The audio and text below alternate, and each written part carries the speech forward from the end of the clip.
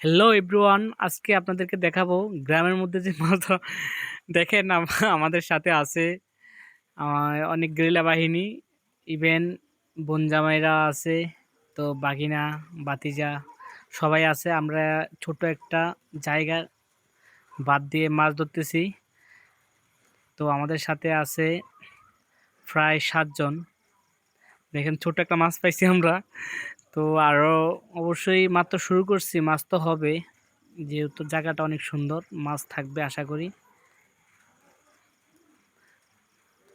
বাদ দিয়ে একটা মশুরি করছি, ওইখানে ছোট ছোট মাছ আসতেছে অলরেডি। তো আমরা আসলো মাছ ধরাটা অনেক উপভোগ করি, কারণ এটা মানে গ্রামের মধ্যে অন্যরকম খোলামেলা।